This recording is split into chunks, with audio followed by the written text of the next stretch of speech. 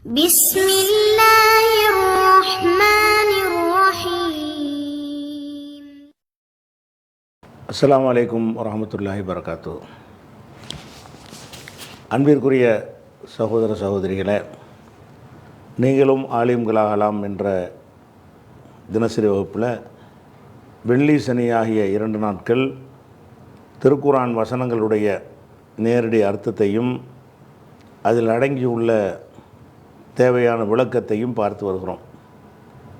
இதுவரை பக்ரா அத்தியாயத்தின் 156 வசனங்களை பார்த்து முடித்து விட்டோம். இப்போ 157வது வசனத்தை நம்ம பார்க்கணும். 157வது வசனம் என்ன சொல்லுதுன்னா, உலாயிக்க அலைஹிம் சலவாத்தும் ரப்பிஹிம் வரஹ்மா ஓ உலாயிக்க ஹுமுல் முஹ்ததூன். உலாயிக்கன்னா இவர்கள், சுட்டி காட்டி இவர்கள்டா யார்? இதுக்கு முந்தின வசனத்தில் யாரை பற்றி சொல்லப்பட்டுச்சு? அவர்கள். யாரை பற்றி சொல்லப்பட்டுச்சு? அல்லாஹ் பல வகையாக சோதித்து பார்ப்பான். அப்போ சபுராக இருப்பார்களே அவர்களுக்கு நற்செய்தி. சபுராக இருக்கிறவங்கன்னா யார்? இதா அசாபத்தும் முசீபத்தும் காலு இன்னா லில்லாஹி வ இன்னா இலைஹி ராஜிஊன் என்று யார் சொல்லுகிறார்களோ அவங்க தான் உலாயிக்கண்டா. அவங்க தான் உலாயிக்கண்டா யார்? இவர்கள். எவர்கள்னா, துன்பங்கள் நேரும் பொழுது அதை சபுர் செய்து கொண்டு இன்னா லில்லாஹி வ இன்னா இலைஹி ராஜிஊன் என்று யார் சொல்லுகிறார்களோ அவர்கள். உலாயிக்கங்கிறது இஸ்மு இஷாரா, சுட்டி காட்டுகிறது. சுட்டி காட்டுவது நம்ம கண் முன்னாடி இருக்கிறதையும் அப்படி காட்டியும் சொல்லலாம், கருத்தில் உள்ளதையும் சுட்டி காட்டலாம். உலாயிக்கண்ட பொருளாக தான் மெட்டீரியலாக இருக்கணும்னு அவசியம் கிடையாது. ஏற்கனவே சொன்ன ஒரு செய்தி மனசில் இருக்கல உங்களுக்கு, அந்த செய்தியை தான் இது இஷாரா பண்ணுது. உலாயிக்கன்னா அவர்கள் அல்லது இவர்கள். கிட்டத்தில் முந்தின வசனத்தில் இருக்குது, இவர்கள்னு கூட சொல்லலாம். இவர்கள் அலைஹிம், இவர்கள் மீது தான். இந்த உலாய்க்க இவர்கள்னு மறுபடியும் ஒரு இவர்கள் வந்துச்சுன்னா என்ன ஆயிரும்? தான்கிற அர்த்தத்துக்கு வந்துடும். உலாய்க்க இவர்கள், அலைஹிம் இவர்கள் மீது, இவர்கள் மீதுன்னு வரக்கூடாதுல்ல. அப்போ என்ன அர்த்தம் செய்யணும்னு கேட்டால், உலாய்க் கண்டாலும் இவர்களுங்கிற அர்த்தம் தான், ஹும் என்றாலும் இவர்களுமான கருத்தில் ரெண்டும் ஒரு விஷயத்தை தான் சொல்லுகிறது. அப்படி சொல்கிற எல்லா இடங்களும் என்ன செய்வாங்கன்னு கேட்டால், இவர்கள்னு 2 தடவை சொல்லிடாமல் இவர்கள் மீது தான், அந்த தான் சொல்வதற்கு தான் டபுள் என்ட்ரி போடுறது. உலாய்க்க அலைஹிம்னா இவர்கள் மீது தான், நேரடி அர்த்தம் இவர்கள் மீதுன்னு வரும். இவர்கள் மீதுன்ற ஒரு நடை தமிழில் கிடையாது. அரபியில் இது நின்று விளங்கி கொள்வார்கள்னு கேட்டால், ஒரு 2 தடவை சொல்லியிருக்கிறனால இவங்களை தவிர யாரும் கிடையாதுன்னு அர்த்தம். இவர்கள் மீது தான், உலாய்க்க அலைஹிம் இவர்கள் மீது தான், சலவாத்துன் அருள்கள் உள்ளன, மின் ரப்பிஹிம் அவர்கள் இறைவனிடமிருந்து கிடைத்த அருள் உள்ளது. சலவாத்து என்றால் அருள் உள்ளது. அருள் பன்மைய சலாத் என்பதனுடைய பன்மை சலவாத்துன்னு இருக்குது. இந்த சலாத்துங்கிற வார்த்தை பல அர்த்தங்களில் வரக்கூடிய ஒரு சொல்லு. சலாத்துன்னு சொன்னால் துவாங்கிற ஒரு அர்த்தம் சலாத்துக்கு இருக்கிறது. சலாத்துக்கு என்ன அர்த்தம்? அகராதியுடைய அர்த்த பிரகாரம் பார்த்திங்கன்னா துவா செய்கிறது தான் சலாத்துன்னு சொல்லுவாங்க. அந்த துவாவுக்கு உள்ள சொல்லத்தான் இஸ்லாத்தில் நம்ம தொழுகைக்கு மாற்றிக்கிருச்சு. தொழுகைக்கும் சலாத்துங்கிறோம்ல, தொழுகைக்காக வேண்டி இந்த சலாத்து ஒரு தனி வார்த்தை இஸ்லாம் கண்டுபிடிக்கலை. அந்த மக்கள் என்ன பயன்படுத்திட்டு அந்த வார்த்தையில் எது பொருத்தமான வார்த்தை என்று பார்த்து இஸ்லாம் பயன்படுத்தின. சலாத்துங்கிற வார்த்தை ரசூலுல்லாஹ்வுக்கு முன்னாடி இருந்தது. இந்த சலாத்துங்கிற வார்த்தை தொழுகையை குறிக்கலை. இந்த சலாத்துன்னு வந்ததுனால உங்களுக்கு விளக்குறோம். தொழுகையை சலாத்துங்கிறோம்ல, அக்கீமு சலாத்துன்னு. தொழுகைன்னா என்னது? நிற்கிறது, குனிகிறது, இருக்கிறது, சைதா செய்கிறது, இதுதானே தொழுகை. இந்த செயல் வந்த பிறகு இதுக்கு ஒரு பேர் அல்லாஹ் வச்சான்னு சொன்னால், அதுக்கு முன்னாடி அந்த சொல்லு பழக்கத்தில் இருந்திருக்கக்கூடாது. அந்த சொல்லு முன்னாடி இருந்துச்சு. ரசூலுல்லாஹ் காலத்துக்கு முன்னாடியே, நபி ஆகிறதுக்கு முன்னாடியே அரபியர்கள் சலாத்துங்கிற வார்த்தையை சாதாரணமாக பயன்படுத்திட்டு வந்தார்கள். எதுக்கு பயன்படுத்தினார்கள்னு கேட்டால், பிரார்த்தனைக்கு, துவா செய்கிறோம்ல, இதுதான் சலாத். இறைவன்கிட்ட வேண்டுதல் செய்வதற்கு பேர் என்னது? சலா என்றால் பிரார்த்தனை செய்தான் அப்படிங்கிற அர்த்தத்தில் அரபிகள் பயன்படுத்திட்டு வந்தாங்க. இந்த சலாத் அவங்களுக்கு அறிமுகமான ஒரு சொல்லாக இருந்தது. இஸ்லாம் வந்த பிறகு என்ன செய்யுதுன்னு கேட்டால், இந்த ஒரு குறிப்பிட்ட ஒரு வணக்கத்தை சொல்லி அதுக்கு பேர் சலாத்துன்னு வைக்கிது. இஸ்லாம் தான், ரசூல்லா தான் அந்த பேர் அல்லாஹ் தான் வைக்கிறான். எங்கேருந்து வைக்கிறான்? ஏற்கனவே இருந்த சொல்லிலேருந்து ஒரு சொல்லை தேர்ந்தெடுத்து வைக்கிறான். இதுக்காக வேண்டி அல்லாஹ் புதுசாக ஒரு பேரை உண்டாக்கி வைக்கலை. அப்போ சலாத்துன்னு இப்போ என்ன அர்த்தம் ஆயிரும்? சலாத்துக்கு அகராதி அர்த்தம் வந்து துவா, மார்க்கத்தில் உள்ள அர்த்தம் வந்து என்னது? வந்து தொழுகை, அதாவது குறிப்பிட்ட செயல்களை அல்லாஹ்வுக்காக செய்கிறது. தொழுகைன்னா தானே குறிப்பிட்ட சில காரியங்களை அல்லாஹ்வுக்காக செய்கிறதுக்கு பேர் என்னது? அதுக்கு பேர் சலாத்துன்னு ஆக்கியது. இப்போ சலாத்துங்கிறதுக்கு அகராதி அர்த்தம் வேறு, லொகவி அர்த்தம்பாங்க, லொகத்து அர்த்தம் வேறு, ஷரஇ அர்த்தம் வேறு. ஷரஇல் உள்ள அர்த்தம் என்னது? சலாத்துன்னு வந்துட்டு குர்ஆன் ஹதீஸில் சலாத்துன்னு வந்துச்சுன்னா சலாத்துடைய பாடம்னு போட்டால் துவாவுடைய பாடம்னு வராது. துவாவுக்கு துவாண்டே போட்டுருவாங்க. அகராதியில் இருந்தாலும் இஸ்லாமிய ஷரியத்து சட்டங்களை விளக்கக்கூடிய இடங்களில் எல்லாம் சலாத்து போடப்பட்டுச்சுன்னு சொன்னால் அது என்னது? தொழுகை. பொதுவாக சலாத்துங்கிறதுக்கு என்ன இருக்குது? துவாங்கிற அர்த்தம் இருக்குது. இந்த துவாங்கிற அர்த்தத்தில் குர்ஆன்லேயும் இது பயன்படுத்தப்படுது. ஒசல்லி அலையின் ஜக்காத்து வசூலி பண்ணுவாங்க, ஹுதுமின் அம்பாலிஹிம் சதக்கா, அவங்களுடைய செல்வங்களிலிருந்து ஜக்காத்தை நீ எடுப்பீராக, எடுத்துவிட்டு ஒசல்லி அலைஹிம், அவர்கள் மீது நீ துவா செய்வாயாக. சல்லின்னு வருது, துவா செய்வாயாகண்டு, தொழுவாயாகன்னு அர்த்தம் வராது. அப்போ சல்லின்னா துவா செய்கிறது. துவாங்கிற அர்த்தத்துக்கும் குர்ஆனில் இருக்கத்தான் செய்யுது. அப்போ சலாத்துங்கிற வார்த்தை வந்து தொழுகைக்கும் குர்ஆனில் இருக்குது, குர்ஆன் ஹதீஸில். துவாவை குறிப்பதற்கும் குர்ஆன் ஹதீஸில் என்ன இருக்குது? சலாத்துங்கிற வார்த்தை யூஸ் பண்ணப்படுகிறது. சில நேரங்களில் சலாத்துக்கு தொழுகைண்டு வரும், சில நேரத்தில் வந்து துவாங்கிற அர்த்தம் வந்துடும்.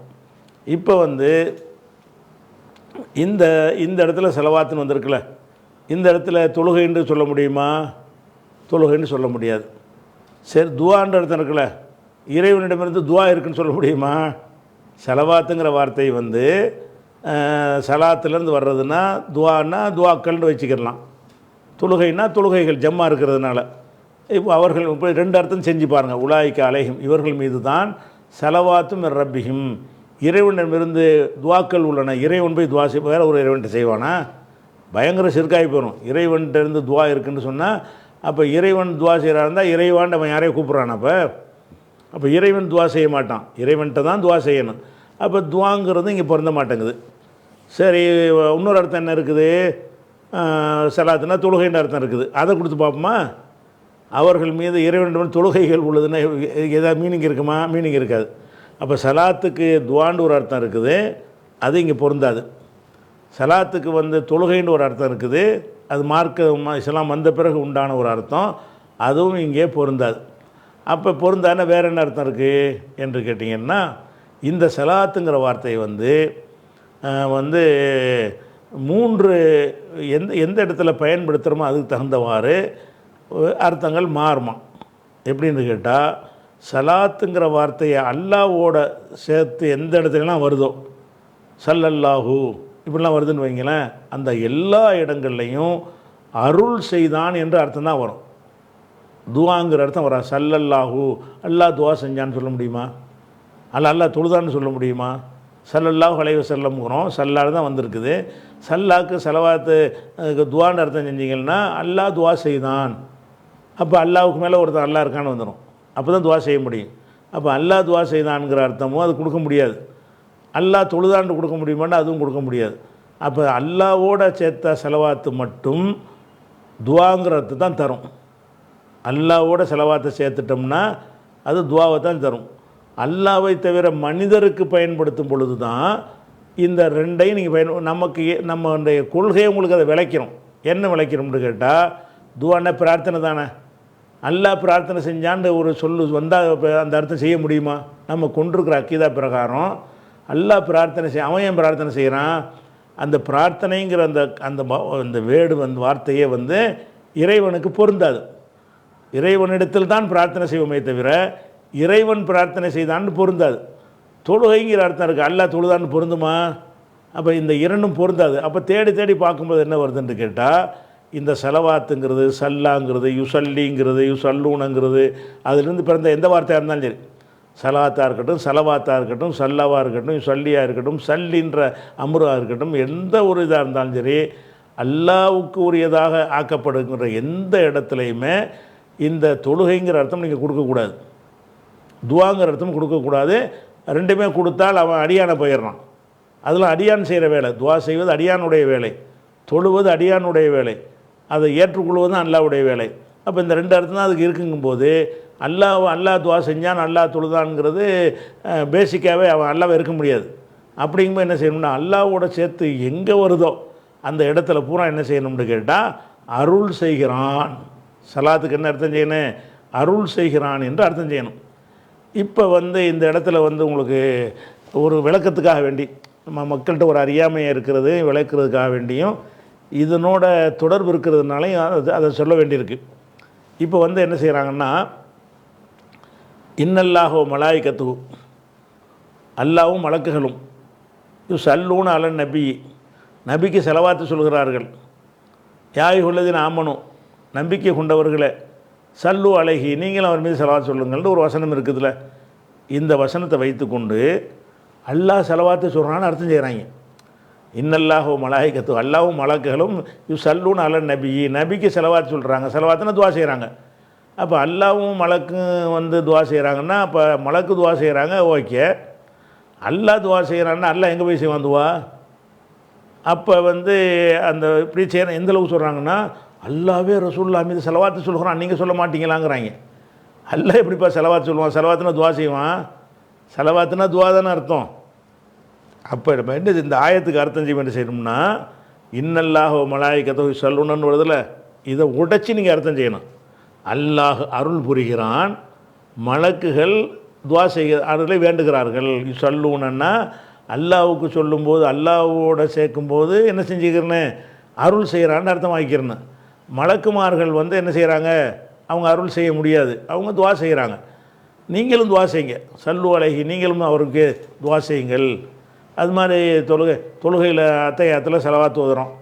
அல்லாஹும்ம சல்லி அலா முஹம்மதின் இறைவா நீ முகமதுக்கு துவா செய்வாயான்னு சொல்ல முடியுமா? இறைவனோட சேர்க்குறோம். இப்போ இறைவன் போய் ரசூலுல்லாஹ்வுக்கு துவாவா செய்வான்? அப்போ அல்லாஹும்ம இறைவா சல்லி அருள் செய்வாயாக. அப்போ எந்த இடத்துல இல்லாமல் அல்லாஹ்வோட அந்த செலவாத்து சேர்க்கப்படுகிறதோ அங்கே இந்த ரெண்டு அர்த்தமும் உடஞ்சிரும். இஸ்லாமிய நம்பிக்கை பிரகாரம் தப்புங்கிறதுனால அந்த அர்த்தம் கொடுக்கவே கூடாது. அப்போ அல்லாஹ் அருள் தான் செய்கிறான். அப்போ அருள் செய்கிறான்ங்கிற அர்த்தத்தில் என்ன செய்கிறாங்கன்னா அந்த செலவாத்துங்கிற வார்த்தை பயன்படுத்தப்படுகிறது.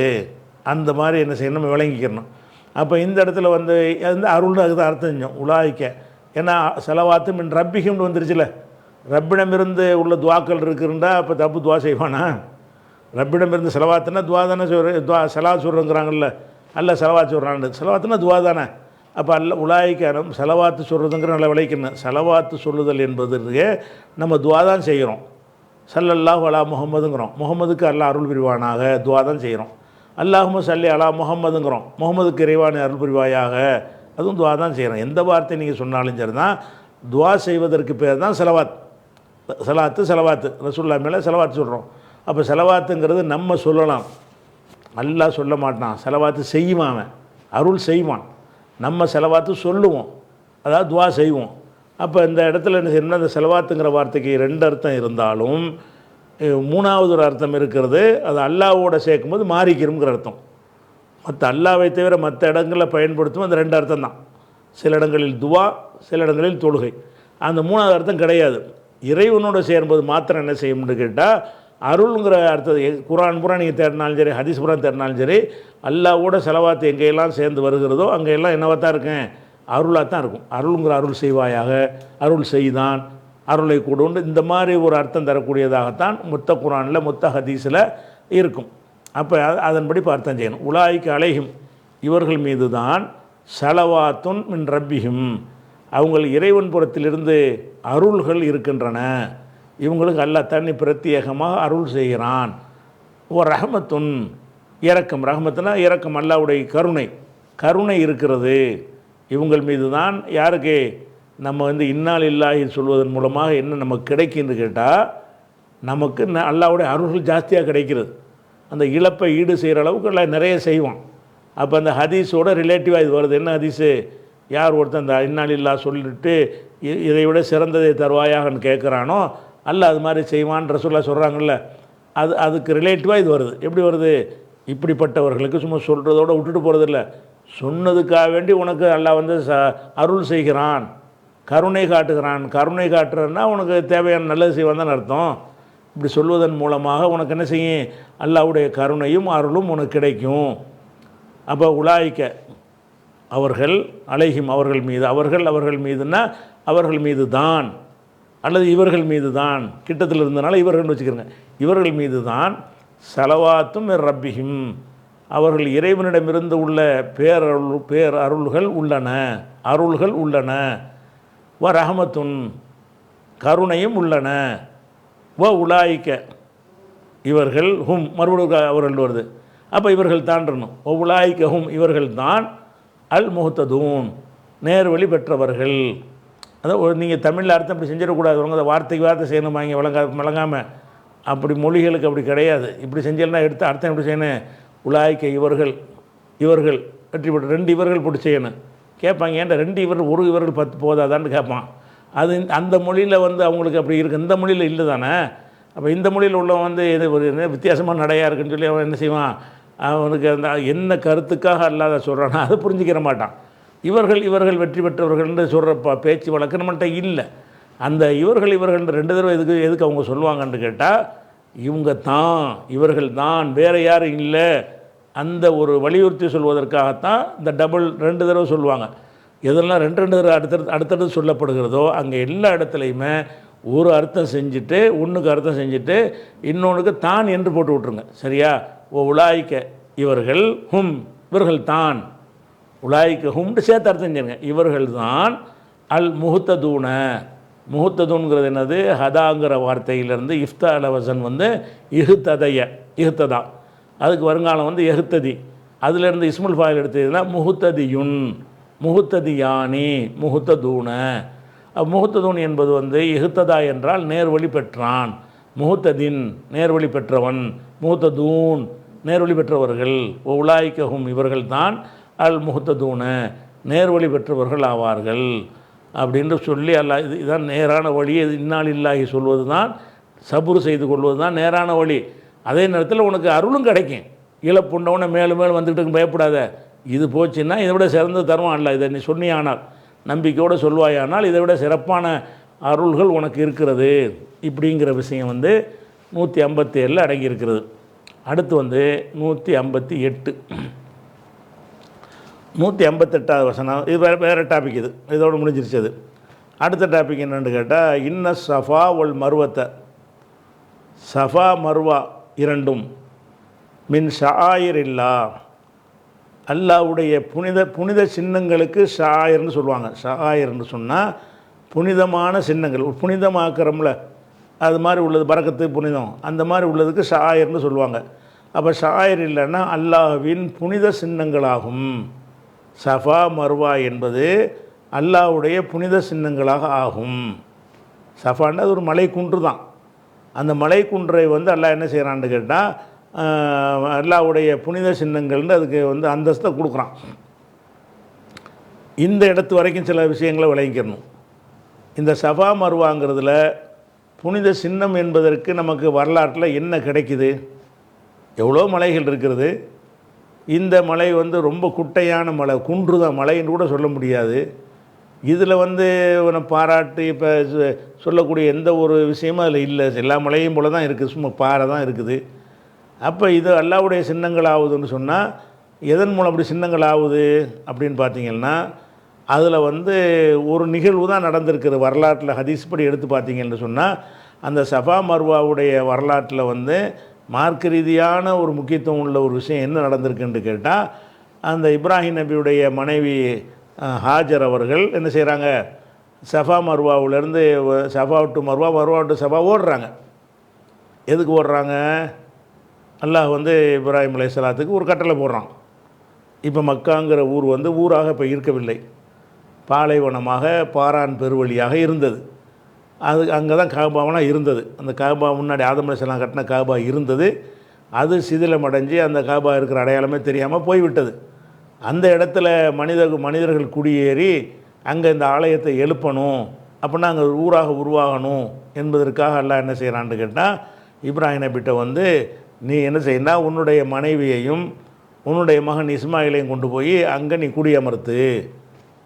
அப்போ அப்படி அவர் சொல்லியா சொல்லுவார், ரப்பனா இன்னி அஸ்கன்து துர்ரியத்தி பிவாதின் கைரதி ஜரைன், எந்த ஒரு விளைச்சலும் இல்லாத ஒரு ஒரு பொட்டல் வெளியில் என் குடும்பத்தை நான் குடியமர்த்தி விட்டேன் அப்படின்னு சொல்லி அவர் சொல்லுவார். இப்ராஹிம் நபி சொன்னதாக குரானில் இருக்குது. அப்போ அங்கே கொண்டே குடியமர்த்துறார். அது ஒரு பொட்டல் வெளி, வேறு எதுவுமே அங்கே கிடையாது. வழங்குத மனித சஞ்சாரம் கிடையாது, ஒரு நிழலுக்கு ஒரு மரம் கிடையாது, குடிக்க தண்ணி கிடையாது. அப்போ அப்படி இடத்துல கொண்டு போய் விட்டுட்டு வர்றதுங்கிறது ஒரு சின்ன ஒரு விஷயம் கிடையாது. இதை எந்த ஒரு பெண்ணும் ஏற்றுக்கொள்ள மாட்டாங்க. எந்த ஒரு ஆணுக்கு இது மனசு வராது.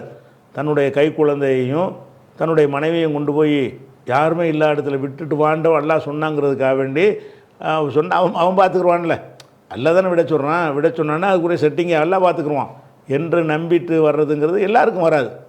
அவர் ஹலீல் உள்ள அவருக்கு வந்துச்சு, விட்டுட்டு வந்துட்டார். அப்போ வந்தவொடனே என்ன ஆகுதுன்னா, குழந்தைக்கு தோல் பையில் ஒரு நாள் 2 நாளைக்குள்ளே தண்ணீர் வச்சுருப்பாங்கள்ல, அந்த அதை பயன்படுத்தி 2 நாள் 3 நாளைக்கு காலத்தை கழிச்சிருப்பாங்க. தண்ணி முடிஞ்சு போயிடுச்சு. தண்ணி முடிஞ்சு போனால் குழந்தை கத்துது, தண்ணியாச்சும் குறைஞ்சபட்சம் கொடுக்கணும். அந்த இன்னும் சொல்ல போனால் அந்த ஜம்சமில் என்னன்னா அது உணவை தண்ணிக்கு தண்ணீராகவும் உணவுக்கு உணவாகவும் இருக்குதுன்னு சொல்லி இன்றைய அறிவியலாளர்கள் ஆய்வு செஞ்சே சொல்கிறாங்க. அந்த தண்ணி மட்டும் இருந்தாலே போதும், சாப்பாடு தேவையில்லை. அதுக்கு தேவையான எந்த ஒரு தண்ணிலையும் இல்லாத அளவுக்கு நிறைய மினரல்கள், இந்த சத்து தாதுக்கள்லாம் நிறைய அடங்கி இருக்கிறது. அதுதான் அபூதர்களுக்கு இஃபாரி கூட இஸ்லாத்தை ஏற்றுக்கிறதுக்காக மக்காவுக்கு போவார்ல, மறைஞ்சு போவார். போய் ஒளிஞ்சிக்கிட்டு ரசூலுல்லாஹ்ட்ட சந்திக்கிறதுக்கே பயப்படுவார், எங்கே இருக்கான்னு தெரியல. அப்போ என்ன செய்வார்னா, சில நாட்கள் வெறும் ஜம்சம் மட்டும் குடிச்சிக்கிட்டே நான் வாழ்ந்தேன் பாரு. அதான் ஜம்சம் தான், எதுவும் சாப்பாடு கிடையாது. இந்த ஜம்சம் தண்ணீரை குடிச்சிங்கன்னா அது சோறே தேவையில்லை, சாப்பாடு இல்லாமல் அதை மட்டும் குடிச்சிக்கிட்டே கூட இருக்கலாம்.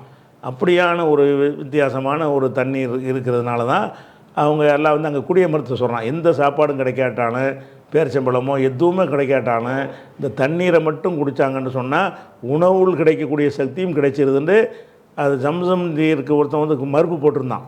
ஜம்சம் நீர் பொய் சொல்கிறாங்கன்னு சொல்லிட்டு அதுக்கு மறுப்பாக நம்ம வீடியோ போட்டு நிறைய ஆதாரங்கள்லாம் அதில் கொடுத்துருக்கோம். அதில் பார்த்துக்கிறோங்க. ஜம்சம் நீர் பற்றி ஒரு ஒரு அந்த லிங்க்கை வேண்டா கீழே போட்டு விட்றோம். அந்த பார்க்காதவங்க என்ன செய்யுங்க, ஜம்சம் நீரை பற்றி ஒரு தப்பான விமர்சனம் பண்ணியிருந்தாங்க. ஜம்சம் நீரில் என்னென்ன இருக்குது, அதனுடைய சிறப்பு என்ன என்பதையெல்லாம் விஞ்ஞானபூர்வமான விஷயங்கள்லாம் அதில் நம்ம விளக்கி இருக்கிறோம். அது நிறைய பேர் லைவில் பார்த்துருப்பீங்க. பார்க்காத ஆட்களாக இருந்தால் என்ன செய்யுங்க, இந்த நிகழ்ச்சியில் லிங்க் மாதிரி போட்டு விட்றோம், அதை எடுத்து பார்த்துக்கிறங்க. இப்போ அங்கே அந்த ஹாஜர் அவர்கள் என்ன செய்கிறாங்கன்னா, தண்ணி முடிஞ்சவுடனே இப்போ தண்ணி குழந்தை அழுகுது. என்ன செய்வது, சஃபாண்டு மலையில் ஏறுறாங்க. உயரமான இடத்துல பார்த்தா தெரியும்ல, அந்த மலையில் ஏறி பார்க்குறாங்க. எங்கே இருந்தாவது ஏதாவது வியாபார கூட்டம் ஒட்டகத்தில் போகிறாங்களா, அவங்கள கை தட்டி கை நீட்டி கூப்பிட்டு அவங்கள்ட்ட ஏதாவது தண்ணி உணவு வாங்கலாமேன்னு சொல்லி அப்படியே சஃபாவில் ஏறி பார்க்குறாங்க. சுற்றும் பார்க்குறாங்க. பார்த்தா ஒன்றுமே யாருமே இல்லை. இந்த பக்கம் மருவாவில் இந்த பக்கம் வருதான்னு பார்க்குறாங்க. இப்படியே அந்த குழந்தையுடைய தாகத்தை தீர்ப்பதற்காக வேண்டி இந்த சஃபாவிலையும் மருவாவிலையும் அவங்க ஓடினாங்கல்ல, அது ஒன்று தான் இஸ்லாமிய வரலாற்றில் அந்த இடத்தில் நடந்த ஒரு விஷயம். சஃபா மருவாண்டு மார்க்க ரீதியாக முக்கியத்துவம் கொடுத்தது வேறு எந்த ஒரு நிகழ்வும் அதில் நடக்கலை. அந்த ஹிரா குகையாவது வகி வந்த ஒரு மலைண்டு அப்படியாவது ஒன்று இருக்கிறது. அப்படிலாம் கூட ஒன்று இந்த சஃபா மருவாவுக்கு கிடையாது. ஒன்று தான் இருக்குது. என்னது, அந்த தியாகத்தை எல்லாம் மதிக்கிறான்.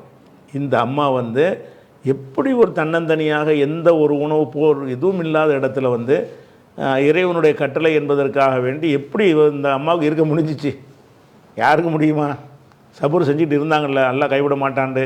அப்போ அந்த ஓடிட்டு வரும் பார்க்கும்போது தான் அந்த ஜம்சம் கிணறு, அந்த ஊற்று அந்த வீட்டில் தண்ணி பொங்கிக்கிட்டு இருக்குது. இஸ்மாயில் நபி காலுக்கு பக்கத்தில்.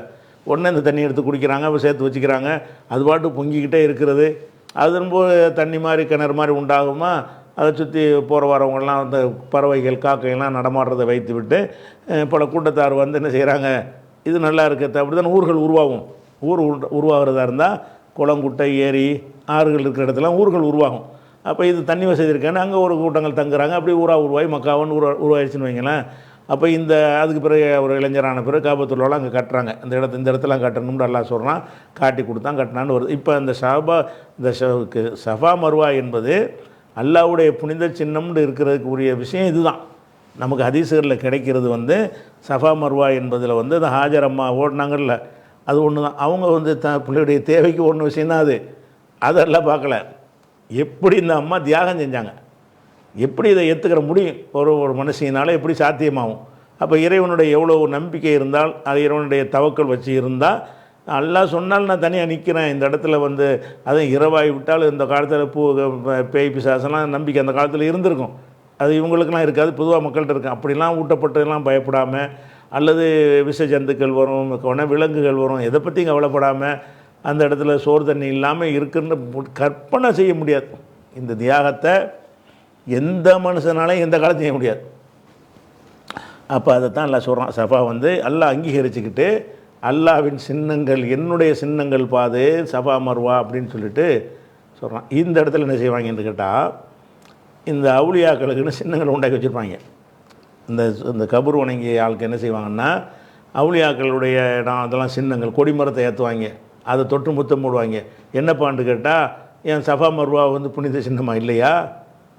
சஃபா மர்வாவை வச்சுக்கிட்டு என்ன செய்கிறாங்கன்னா, இவங்க உண்டாக்கிட்டதுன்னா புனிதங்கிறாங்க. புனிதத்தை அல்லாஹ் ஆக்கணும். புனிதத்தை யாராக்கணும்? சஃபா மர்வா கல் தான், இப்போவும் கல் தான். அல்லாஹ் ஆக்கிட்டான். அல்லாஹு தான் ஒன்றை புனிதமாக்குவான்ங்கிற பேசிக் அறிவு இல்லாமல் அல்லாவோட போட்டி போட்டுக்கிட்டு நீ ஆக்குவில்லை நானும் ஆக்குவேங்கிறான்.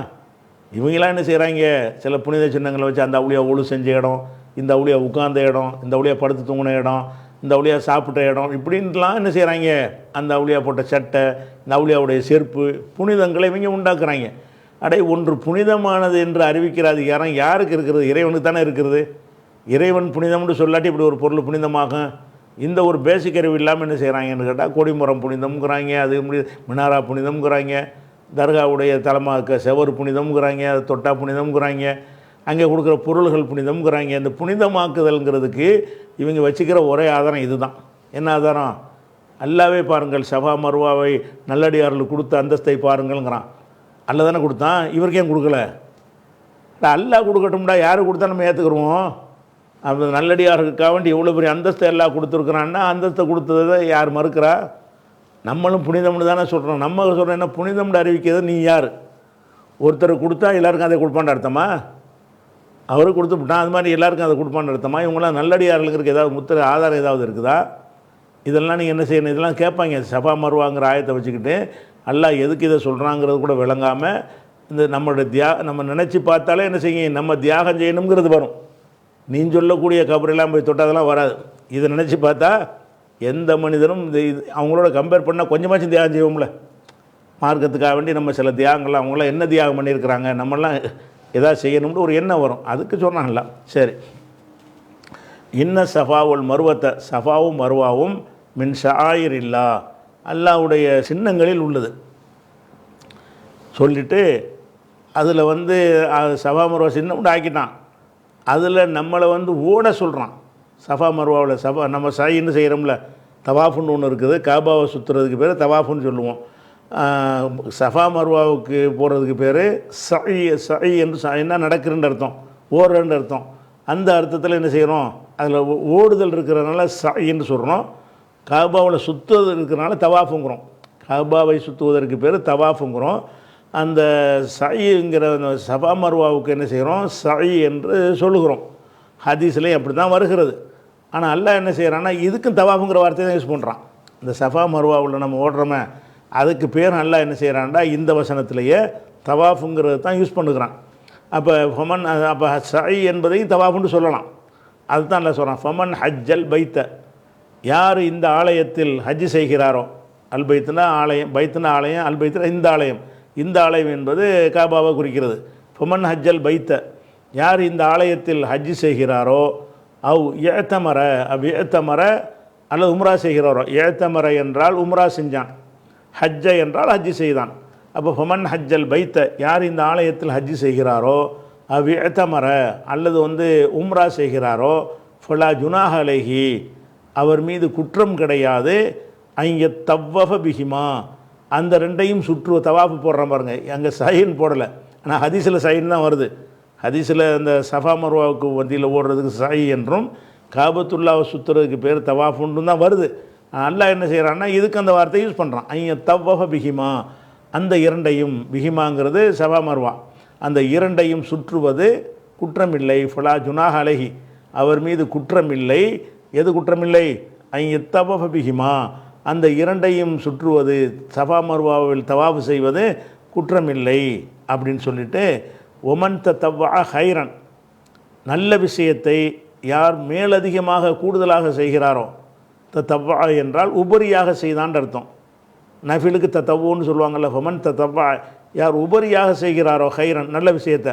உனக்கு கடமைண்டு அல்லாஹ் ஒருத்தனை வகுத்து தொழுகைன்னு தொழுகை கடமையாக்கிட்டான். மேற்கொண்டு நீ தொழுலாம்ல. நோன்பு ஒரு மாதம் கடமையாக்கிட்டான், நீ மேற்கொண்டு நோன்பு வைக்கலாம்ல. அதான் உபரியாக செய்கிறது. ஒமன் தத்தவ்வா ஹைரன், நல்லதை யார் உபரியாக செய்கிறாரோ, கூட செய்கிறாரோ, அதாவது நஃபிலான வணக்கங்கள்னு வருது, அதான் அர்த்தம். நஃபிலான வணக்கம் செய்கிறாரோ ஃபைன்னல்லாஹ ஷாக்கிருன் அலீம், அல்லாஹ் வந்து அதுக்கு நன்றி செலுத்துபவன். அல்லாஹ் நன்றிலாம் செலுத்த மாட்டான், கூலி தருவான். அந்த அர்த்தத்துக்கு உள்ளது. இன்னல்லாஹ ஷாக்கிருன், அல்லாஹ் வந்து நன்றி செலுத்துகிறதா இருந்தால் இந்த வார்த்தைக்கு நேரடி அர்த்தம் கொடுக்கக்கூடாது. கொள்கை சார்ந்த ஒரு விஷயம். நன்றி யார் செலுத்துவா? அவரால் நமக்கு ஏதாவது ஆதாயம் கிடைச்சா தான் நம்ம நன்றி செலுத்துவோம். நமக்கு ஏதாவது ஒருத்தர் செஞ்சால் தான் நம்ம நன்றி செலுத்துவோம். அப்போ அல்லாவுக்கு நம்ம ஏதாவது செஞ்சிட்டோமா? நம்ம வணங்கினோம் என்றால் அல்லாவுக்கு ஏதாவது தேவையான ஒன்று இருந்து கிடைக்காம கஷ்டப்பட்டுட்டு இருந்தான், நம்ம போய் அல்லாவுக்கு அது கொடுத்துட்டா தான் அவன் நன்றி நமக்கு செலுத்தணும். அது நன்றிங்கிறது எதுக்குன்னு கேட்டால், உலகத்துடைய மக்கள் பாஷையில் நன்றின்னு வச்சுக்கிட்டு நன்றி செலுத்துவான்டா கூலி தருவதற்கு பயன்படுத்துகிறாங்க. அது மாதிரி எல்லாம் பயன்படுத்திக்கிறானே தவிர அல்லாஹ் நன்றி செலுத்த வேண்டிய எந்த அவசியமும் கிடையாது. ஏன்னா நம்ம அல்லாவுக்கு எதுவுமே செய்யலை. நம்ம வணங்குறது வந்து அல்லாவுக்கு செய்கிற ஒரு உதவியாது, அல்லாவுக்கு செய்கிற உபகாரமாக. நீ மேற்கொண்டு வணங்கினா தான் என்னண்ட உனக்கு வணங்கிக்கிட்ட. அப்போ இதில் அல்லாஹ் வந்து அவனுக்குன்னு ஏதாவது தேவை இருந்தால் தான், அவனுக்கு உதவி செஞ்சால் தான் அவன் நன்றி செலுத்த வேண்டும். நன்றி செலுத்துவான் என்பதனுடைய அர்த்தம் என்னென்னு கேட்டால், கூலி தருவான். ஒருத்தன் நன்றி செலுத்தினால் என்ன செய்வான்? பிரதி உபகாரம் செய்வான்ல, நான் அது மாதிரி உனக்கு செய்வேன். ஃபைன்னல்லாஹ ஷாக்கிருன் அலீம், அல்லாஹ் அறிந்தவன், நன்றி செலுத்துபவன். நன்றி செலுத்துவன் என்று சொன்னால் கைமாறு செய்பவன் அப்படின்னு சொல்லக்கூடாது. உனக்கு கூலி தருபவன். நீ அதிகமாக செஞ்சால் அதுக்கு கூலி இருக்குது. கடமையானது மட்டும் செஞ்சால் போதும். கடமைக்கு மேலே மேற்கொண்டு செஞ்சுன்னு சொன்னால் உனக்கு என்ன செய்கிறான்னா அல்லாஹ் வந்து கூலி தருவான். கூலி தருவான்ங்கிற வார்த்தைகளில் தான் என்ன செய்கிறான்? ஷாக்கிரனுங்கிற வார்த்தையை போடுறான். இந்த இடத்துல சில சட்ட விளக்கங்கள் ஒன்று இருக்குது. என்ன சட்ட விளக்கம்? இப்போ உம்ரா, அந்த ஹஜ்ஜி உம்ராவுக்கு போகிறோம்ல, அதில் வந்து நம்ம இந்த ஹஜ்ஜு தவாவுக்கு செஞ்சுட்டு சாயிங்கிறதும் செய்கிறோம் சபா மர்வாவில். இந்த வசனத்தில் என்ன வருதுன்னு கேட்டால், சஃபா மர்வாவில் தவாஃப் செய்வது குற்றமில்லைன்றது, கட்டாயம்னு வரல. ஃபலா ஜுனாஹ் அலைஹி, அவன் மீது குற்றம் கிடையாது தவாஃப் செய்வது. அப்படின்னா என்ன அர்த்தம்? அந்த சஃபா மர்வாவில் செய்யவும் செய்யலாம், செய்யாமல் இருக்கலாம், செஞ்சால் குற்றம் இல்லை அப்படின்னு வருது. ஆனால் மார்க்கத்தில் கட்டாய கடமை அது. சாயி செஞ்சாட்டி என்ன செய்யாது? ஹஜ்ஜும் செல்லாது, உம்ராவும் செல்லாது. அப்போ ஹஜ்ஜு உம்ராவுடைய ஒரு முக்கிய ஒரு அம்சமாக சஃபா மர்வா இருக்கும் பொழுது, இந்த வசனத்திலிருந்து நமக்கு என்ன கிடைக்குதுன்னு கேட்டால், சஃபா மர்வாவில் தவாஃப் செய்வது குற்றம் கிடையாது. குற்றம் கிடையாதுன்னா செஞ்சால் மன்னிச்சிருவாங்கிற ஒரு விஷயம் தானே தவிர, அது ஒரு இபாதத்து, ஒரு வணக்கம்ங்கிற மாதிரியே வரல. இதில் நீங்கள் தவாஃப் செஞ்சால் செஞ்சுட்டு போங்க, உன்னை கேள்வி கேட்க மாட்டேன் அப்படிங்கிறது தான் அதில் வருகிறது. இதை வைத்து கொண்டு சவாபு செய்கிற செய்கிற தேவையில்லையா அப்படிங்கிற ஒரு கேள்வியெல்லாம் என்ன செய்திலிருந்து வரும். அதற்குரிய விளக்கத்தை இன்ஷா அல்லாஹ் நம்ம என்ன செய்வோம், நம்ம நாளைக்கு பார்ப்போம்.